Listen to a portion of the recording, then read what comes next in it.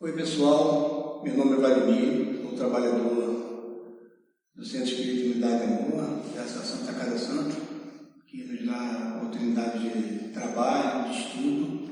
Agradecemos à diretoria por nos proporcionar essa oportunidade de trabalho e de estudo. Vamos hoje estudar o Evangelho segundo o Espiritismo, capítulo 23, Extrema Moral. Por que extrema moral?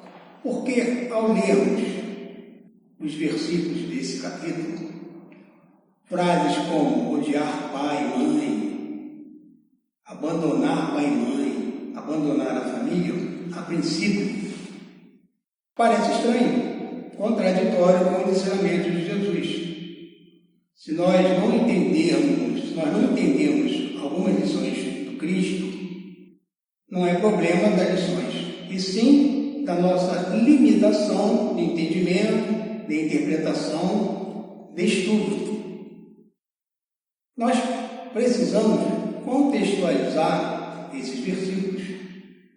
Quando Jesus falou, onde ele falou, para quem ele falava, com quem ele falava. Precisamos ter uma noção da cultura daquele povo, dos hábitos daquele povo, da sua linguagem, a linguagem que tem a ver com o entendimento das pessoas, a linguagem que tem a ver com o modo de viver das pessoas.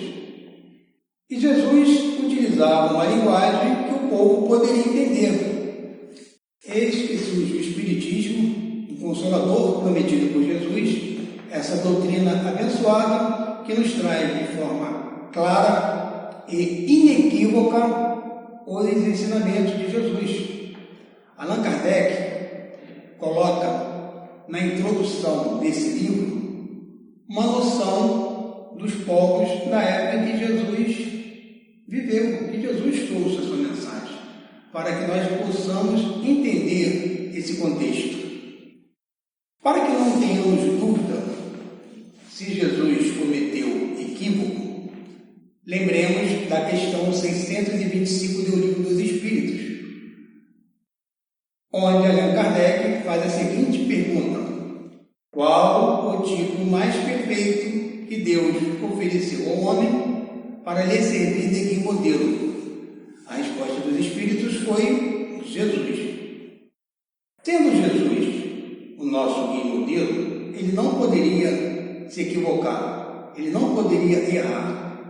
Mais grave seria o equívoco daquele que o escolheu para ser o nosso guia modelo, que é Deus. Observemos a pergunta de Kardec: qual o tipo mais perfeito que Deus ofereceu ao homem para lhe servir de guia modelo? Deus iria se equivocar? Sabemos que não. Jesus veio nos trazer o senso da eternidade, que nós somos espíritos imortais momentaneamente vivendo num corpo físico, e não somos um corpo que tem um espírito. Todo mundo já está com o livro na mão para poder acompanhar a leitura? Vejamos aqui esse capítulo. Odiar os pais. Item 1. Como nas suas pegadas caminhasse grande massa de povo, Jesus, voltando-se, disse-lhes: se alguém vem a mim e não odeia o seu pai e a sua mãe, a sua mulher e a seus filhos, a seus irmãos e irmãs, mesmo a sua própria vida, não pode ser meu discípulo. E quem quer que não carregue a sua cruz e me siga, não pode ser meu discípulo. Assim, aquele dentro vós que não renunciar a tudo o que tem, não pode ser meu discípulo. Lucas, capítulo 14, versículo 25 a 27 e 33. Item 2. Aquele que ama a seu pai ou a sua mãe mais do que a mim, de mim não é digno. Aquele que ama seu filho ou a sua filha mais do que a mim, de mim não é digno. Mateus capítulo 10, versículo 37. Percebemos que já existe uma diferença no que Lucas fala para que Mateus fala. Mateus fala amar mais do que a mim, e Lucas diz odiar. Continuemos. Certas palavras, aliás, muito raras, atribuídas ao Cristo, fazem tão singular contraste com o seu modo habitual de falar que, instintivamente, se lhes repele o sentido literal, sem que a sublimidade da sua doutrina sofra qualquer dano. Escritas depois de sua morte, pois que nenhum dos evangelhos foi redigido enquanto ele vivia. Lícito é acreditar-se que, em casos como esse, o fundo do seu pensamento não foi bem expresso ou, o que não é menos provável, o sentido primitivo, passando de uma língua para outra, há de ter experimentado alguma alteração. Basta que o erro se haja cometido uma vez para que os copiadores o tenham repetido, como se dá frequentemente com relação aos fatos históricos. Naquela época não tinha gráfica, não tinha impressora, não tinha máquina de xerox, não tinha internet. Eram copiadores, eles copiavam à mão. Então, se um copiou algo errado, na sequência, os outros iriam também copiar errado e poderiam, inclusive, errar mais ainda. O termo odiar, nesta frase de Lucas, se alguém vem a mim e não odeia o seu pai e a sua mãe, está compreendido nessa hipótese. A ninguém acudirá atribuí-la a Jesus. Será então supérfluo discuti-la e, ainda menos, tentar justificá-la. Importaria primeiro saber se ele a pronunciou e, em caso afirmativo, se na língua em que se exprima a palavra cristão tinha o mesmo valor que na nossa. Nessa passagem de João, aquele que odeia a sua vida nesse mundo, a conserva para a vida eterna. É indubitável que ela não exprime a ideia que lhes atribuímos. A língua hebraica não era rica e continha muitas palavras com várias significações, tal como o exemplo aqui no Gênesis designa as fases da criação, servia simultaneamente para exprimir um período qualquer de tempo e a revolução diurna. Daí mais tarde a sua tradução pelo termo dia e a crença de que o mundo foi obra de 6 vezes 24 horas. Também a palavra com que se designava um camelo e um cabo, uma vez que os cabos eram feitos dos pelos do camelo. Daí a ovelha traduzida pelo termo camelo na alegoria do buraco de uma agulha, onde Jesus falou que é mais fácil um camelo passar pelo buraco de uma agulha do que um rico entrar no reino dos céus. Jesus não dizia ao camelo propriamente dito animal, mas sim ao cabo. Vendo aqui na nota abaixo, nota do seu pesano, não udite em latim, ou missei em grego, não quer dizer odiar, porém amar menos. O que o verbo grego missei exprime, ainda melhor o expressa o verbo hebreu, de que Jesus se há de ter servido. Esse verbo não significava apenas odiar, mas também amar menos, não amar igualmente, tanto quanto o outro.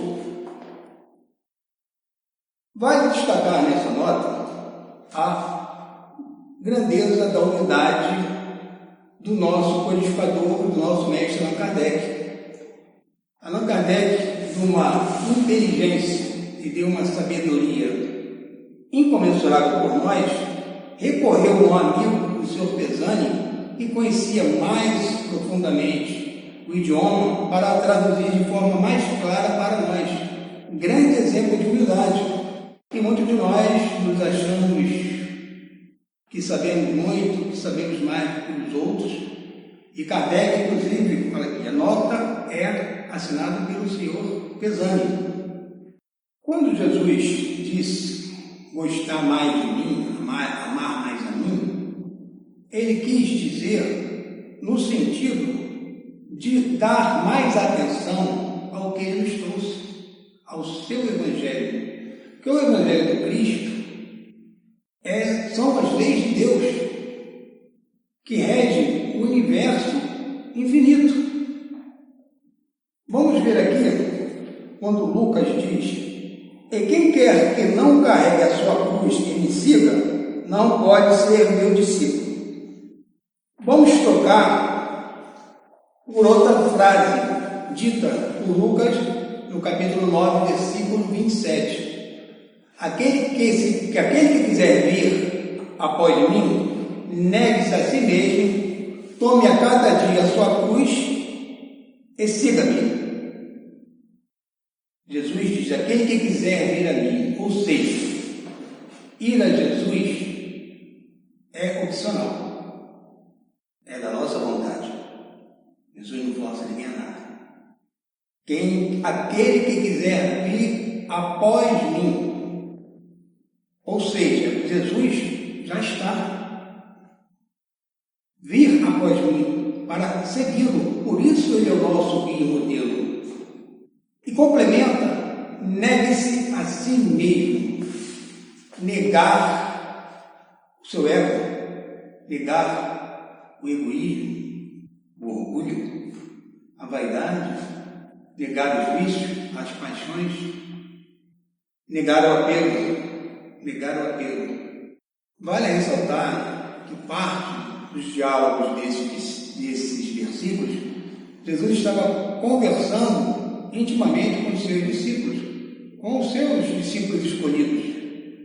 Ele estava, inclusive, no capítulo 10 de Mateus e no início do capítulo 9 de Lucas. O capítulo 10 de Mateus, então, totalmente essa conversa de Jesus com os seus discípulos, preparando-os para eles irem divulgar o seu Evangelho. Então é importante, dentro do contexto, nós sabemos que dentro desse capítulo 10 de Mateus e o 9 de Lucas, Jesus conversava parte dele na intimidade com os seus discípulos. Vamos continuar a leitura do capítulo. Abandonar pai, mães e filhos. Aquele que houver deixado pelo meu nome sua casa, os seus irmãos, ou suas irmãs, ou seu pai, ou sua mãe, ou sua mulher, ou seus filhos, ou suas terras, receberá o cêntuplo de tudo isso e terá por herança a vida eterna. Mateus capítulo 19, versículo 29. Então disse-lhe Pedro: quanto a nós, vês que tudo deixamos e te seguimos.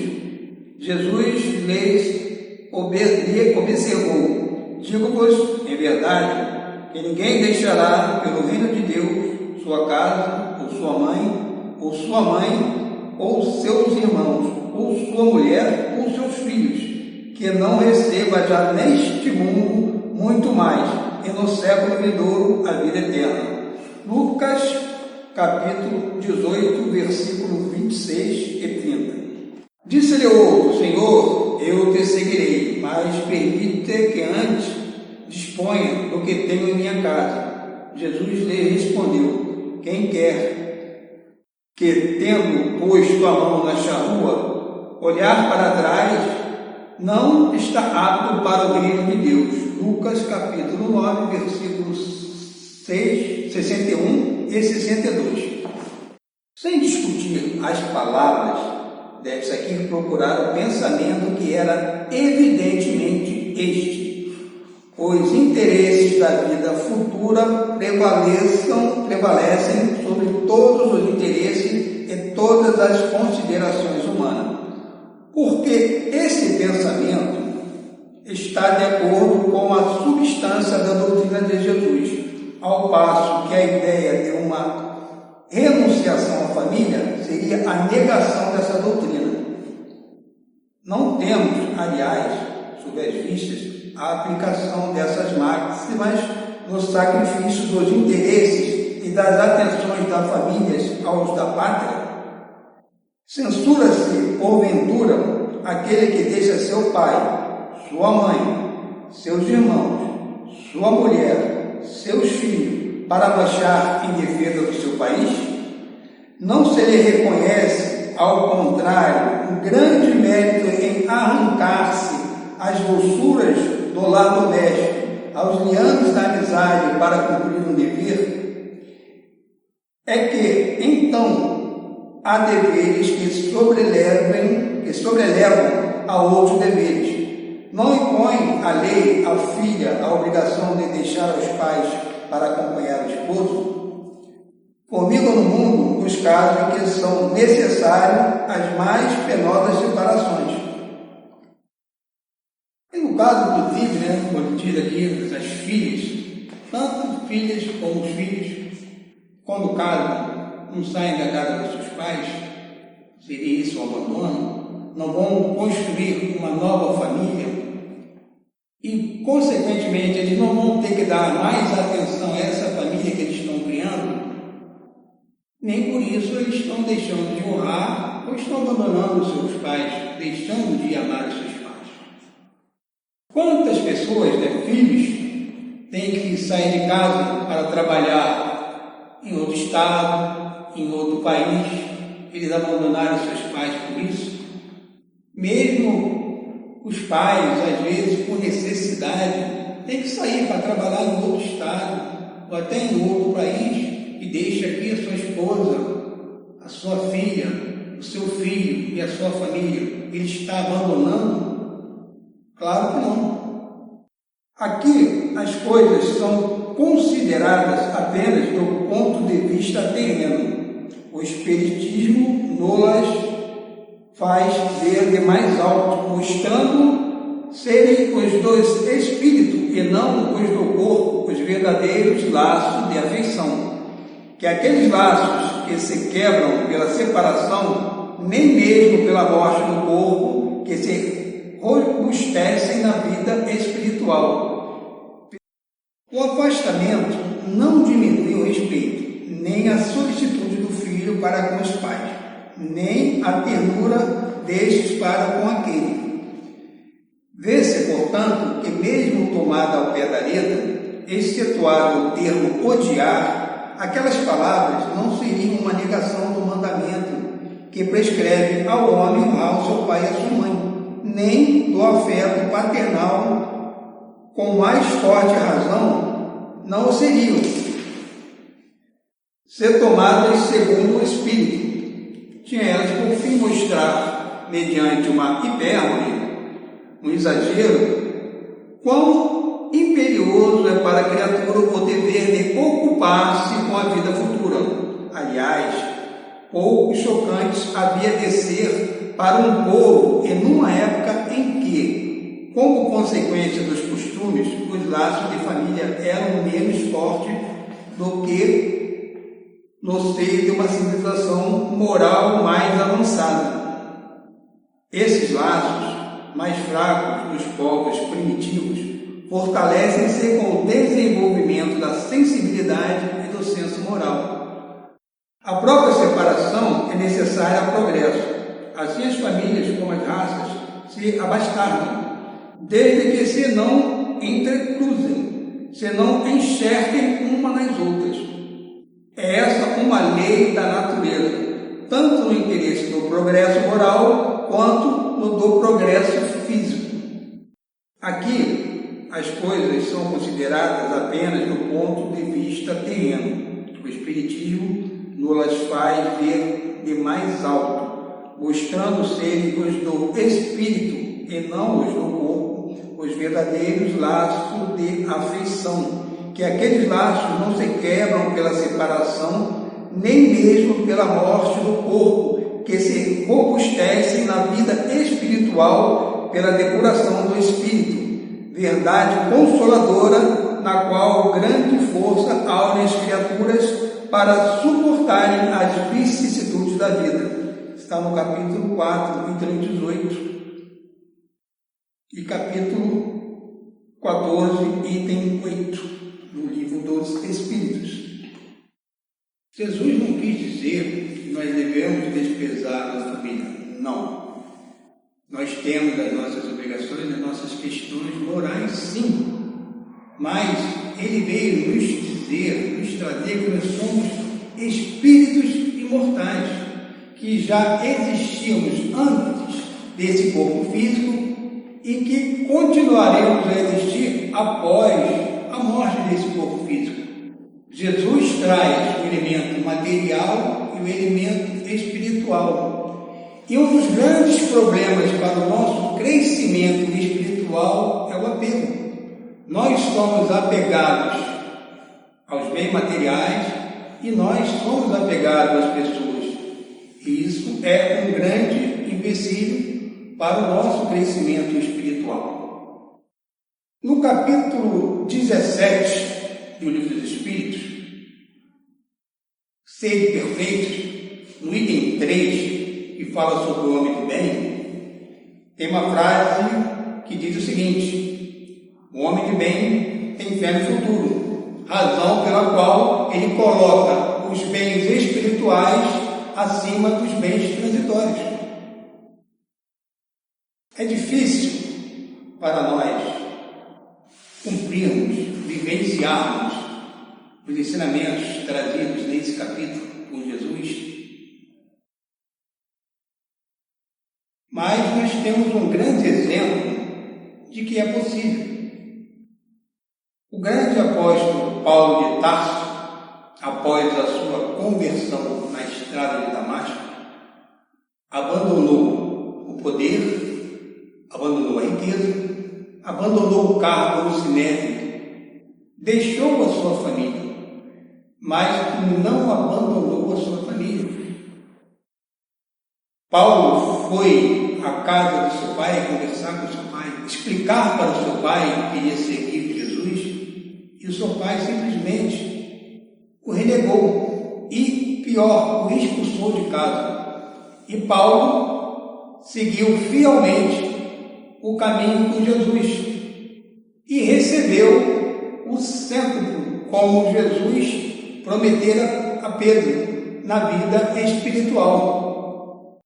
Quem leu o livro Paulo Estevão, de Emmanuel, psicografado por Chico Xavier, é excelente. Quem não leu, procure ler e vai entender no final do seu trabalho com Jesus, ao desencarnar, quem Paulo encontrou na vida espiritual. Ele recebeu o cêntuplo, como Jesus informou a Pedro.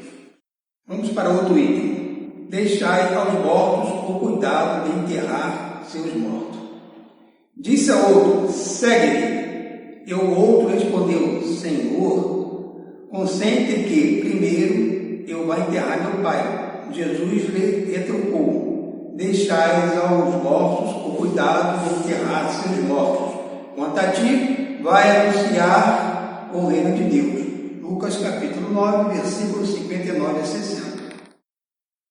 Que podem significar essas palavras? Deixar aos mortos o cuidado de enterrar seus mortos.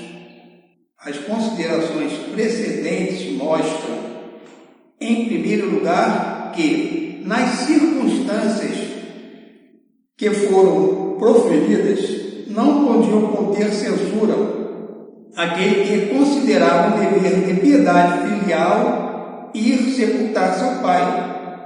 Tem, no entanto, um sentido profundo, que sob o conhecimento mais completo da vida espiritual podia tornar perceptível. A vida espiritual é, com efeito, a verdadeira vida. É a vida normal do espírito, sendo transitória e passageira a existência terrestre, espécie de morte, ser comparada ao esplendor e à atividade da outra. O corpo não passa de simples vestimenta grosseira que temporariamente cobre o espírito, verdadeiro grilhão que o prende à gleba terrena, do qual qual se sente ele feliz em libertar-se. O respeito que aos mortos se consagra não é a maneira que o inspira, é pela lembrança.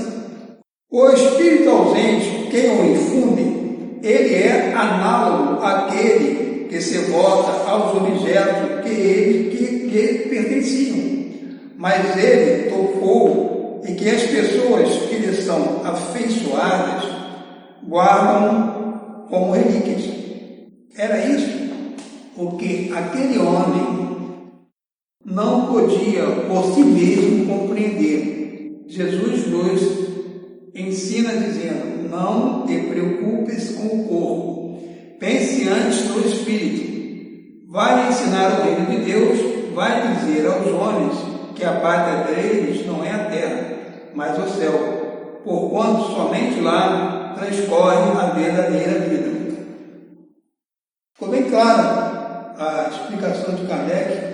Jesus, quando disse: deixais aos mortos cuidado de enterrar os mortos, ele estava dizendo no sentido da matéria, de nós largarmos o apego da matéria, que a felicidade não é desse mundo, que quando ele fala para o rapaz, vá falar sobre o reino de Deus, era para que ele entendesse que o mais importante é a busca da espiritualização. Quem retroagir há 40 anos atrás, via como era um evento o Dia de Finados.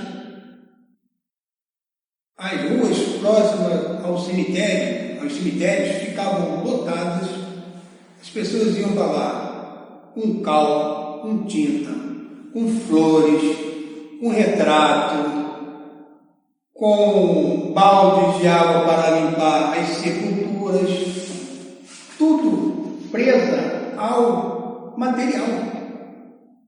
E hoje se nota, principalmente pelo crescimento do entendimento da doutrina espírita, que a coisa está mais branda. As pessoas conseguiram entender que ali não tem mais vida, que através de uma prece, de um pensamento, você vai se conectar com um familiar, com um ente querido que já partiu antes de nós para a pátria espiritual.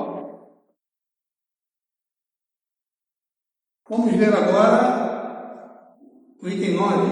Não vim trazer a paz, mas a divisão. Não penses que eu tenha vindo trazer a paz. Não vim trazer a paz, mas a espada. Porquanto vim separar do seu pai o filho, da sua mãe a filha, da sua sogra a nora. E o homem terá por inimigos os de sua própria casa. Mateus capítulo 10, versículo 34 e 36. Lembremos que ele está falando no capítulo 10 de Mateus, onde Jesus preparava os seus discípulos para a tarefa de ir pregar o Evangelho. E Jesus ainda diz, eu não percebeis que eu tenha vindo trazer a paz na terra. Não vim trazer a paz, mas a espada.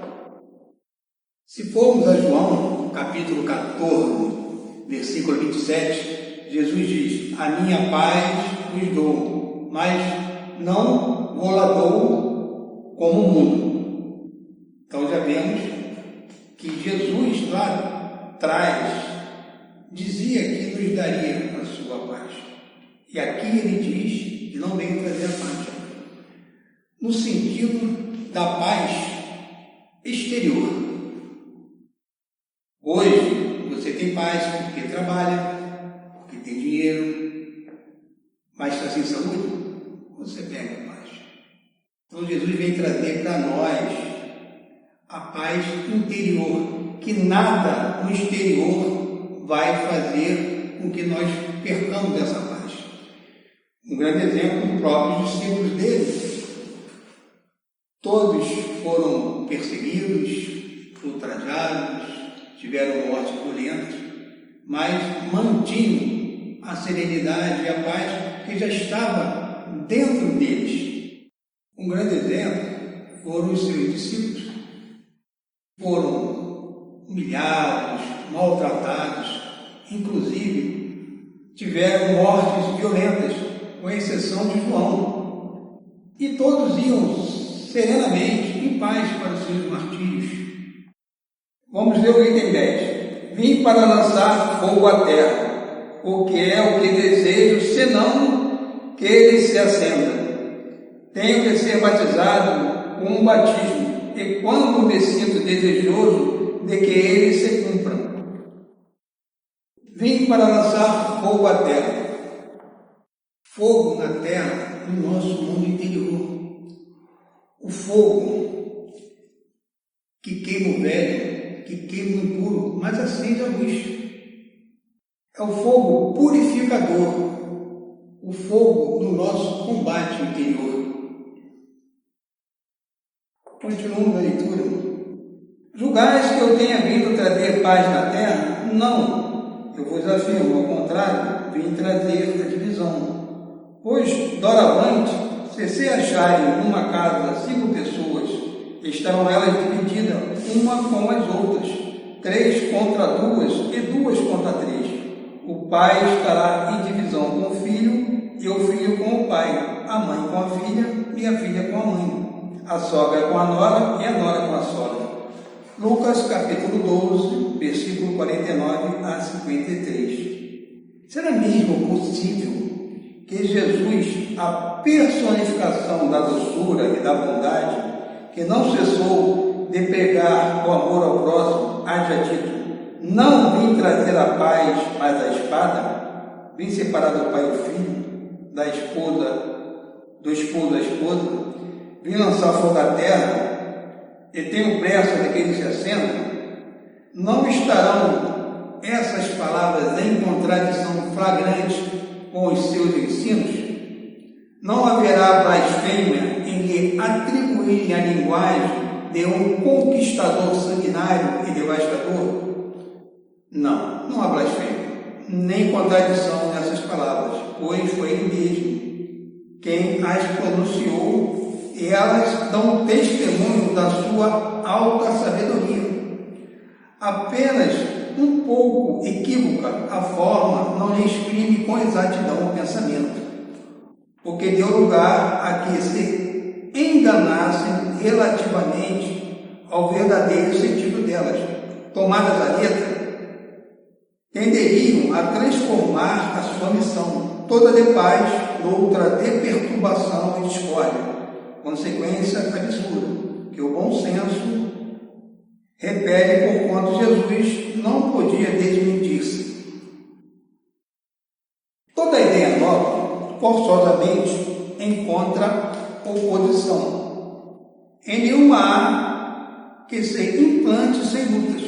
Ora, nesses casos, a existência é sempre proporcional à importância dos resultados previstos, porque quanto maior ela é, tanto mais numerosos são os interesses que ferem.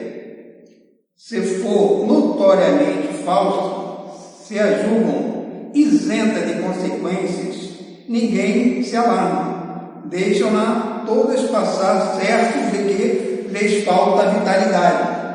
Se, porém, é verdadeiro, se assenta em sólida base, se lhes prevê em futuro, um secreto pressentimento adverte os seus antagonistas que constitui um perigo para eles e para a ordem das coisas em cuja manutenção se empenham.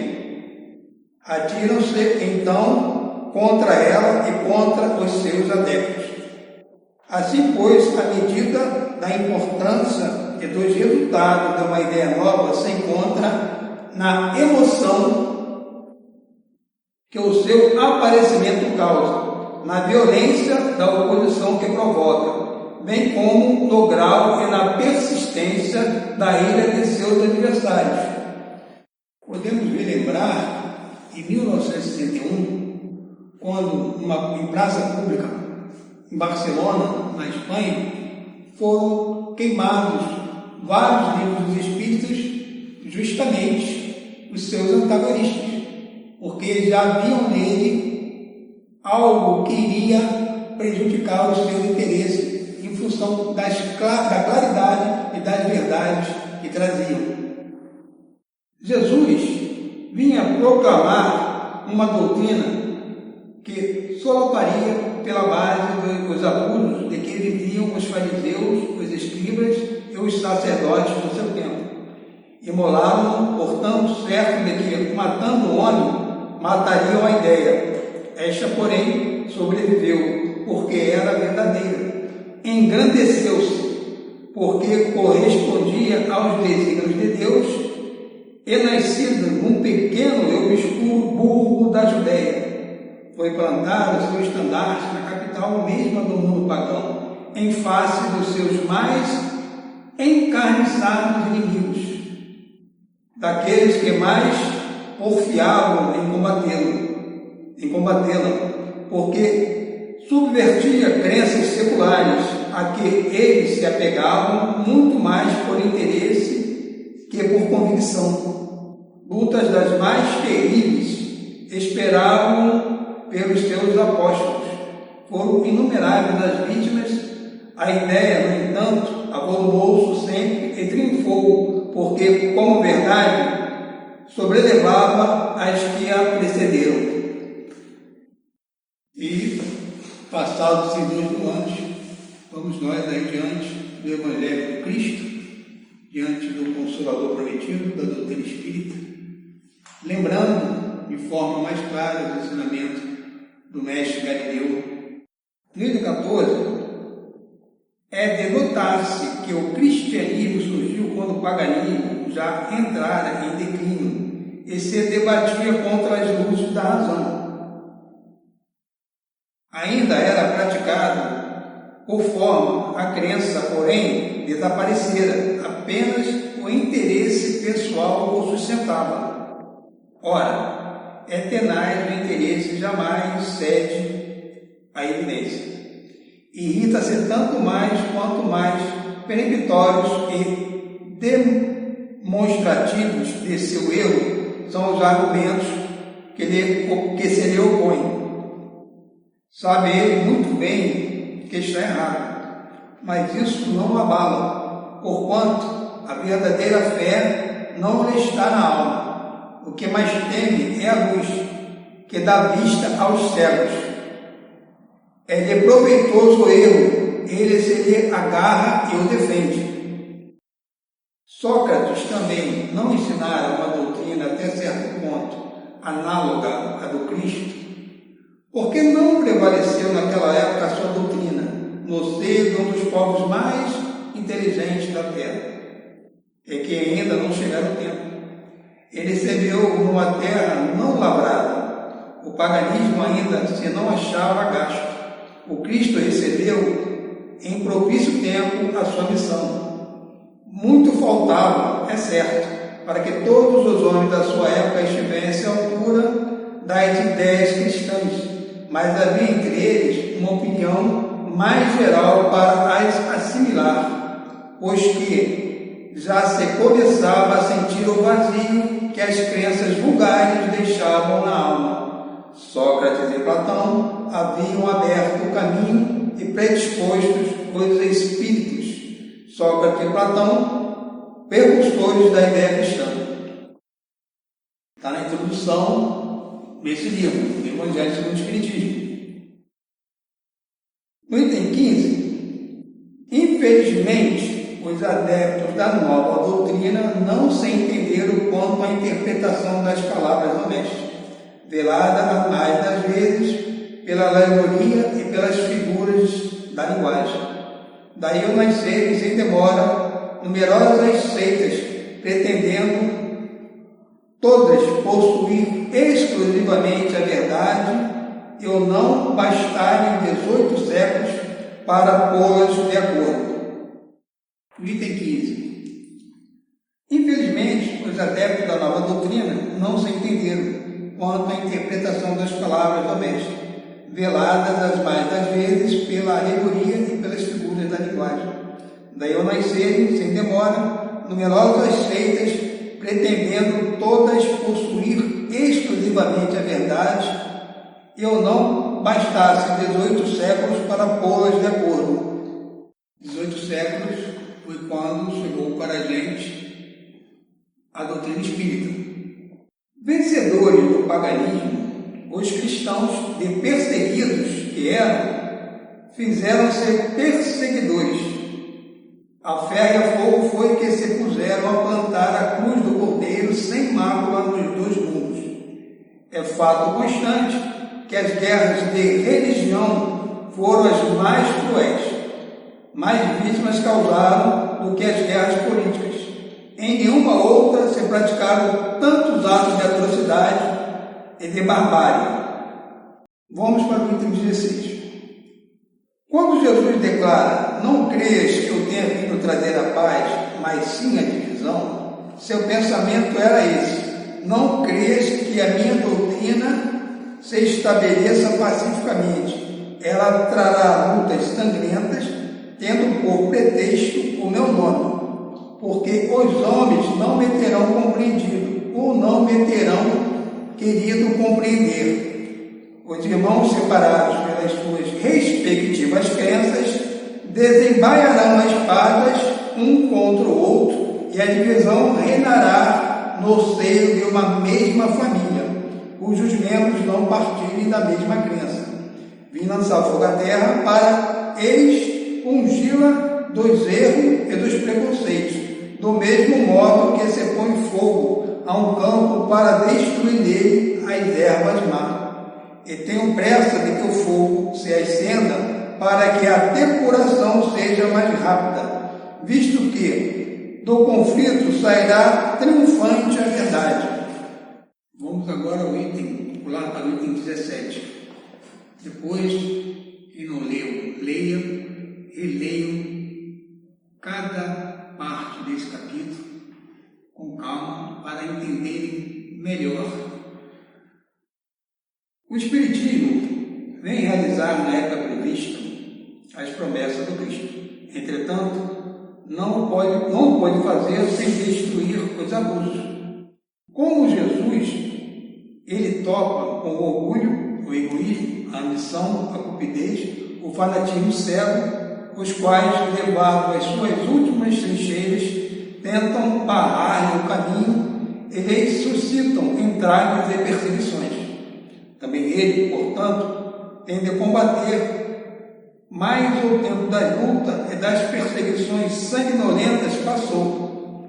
São todas de ordem moral, a quais terão de sofrer, e próximo deles está o termo. As primeiras duraram séculos. Estas durarão apenas alguns anos, porque a luz, em vez de partir de um único foco, irrompe de todos os pontos do globo e abrirá mais de pronto os olhos aos cegos.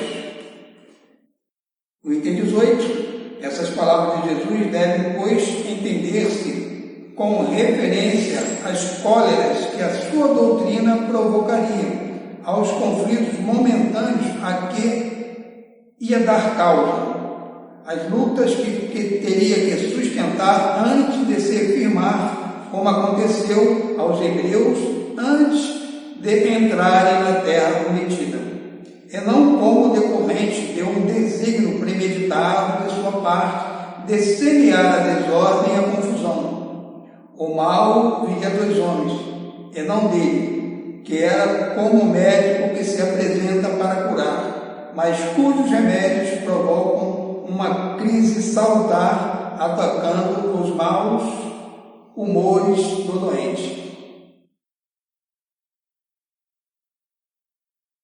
Precisamos separar a espada de Jesus da espada dos homens. A espada do homem fere, combate o outro, combate o próximo. A espada do homem traz guerra, traz conflitos, traz sofrimento. E dentre esse combate, essas guerras que a humanidade já vivenciou, as mais terríveis, como já foi falado nesse capítulo, foram as guerras religiosas. Vamos dar exemplo de algumas. As cruzadas, quase 200 anos de guerra. E os ditos cristãos usavam em suas vestimentas a cruz cristã. Temos também o massacre da noite de São Bartolomeu. Tem uma fogueira da Santa Inquisição. E até hoje, nos dias atuais, ainda vemos guerras, brigas religiosas. Mas não vamos nos prender ao combate, ao mau combate dos homens. A espada do Cristo, o Evangelho, fincada em nosso peito, na luta por nos vencer. A espada do Cristo não é mais um combate exterior, mas um bom combate interior. O bom combate que fará nós vencermos a nós mesmos. Jesus, na estrada de Damasco, foi até Saulo e o chamou para o bom combate. Saulo aceitou e transformou-se através do bom combate, abandonando o velho Saulo, se transformando no novo, no Paulo, o grande apóstolo dos gentios. Jesus, todos os dias, nos chama para o bom combate. Nos chama, quem quiser vir após mim, tome sua cruz, negue-se a si mesmo e siga. A maneira de Saulo, a nossa estrada de Damasco, Jesus nos chama para o bom combate, para o combate. E nós aceitamos? Nós aceitamos? Pensemos nisso, mas pensemos agora. Um bom combate a todos, que a paz do nosso Senhor Jesus Cristo esteja em nossos corações, hoje e sempre. Muito obrigado.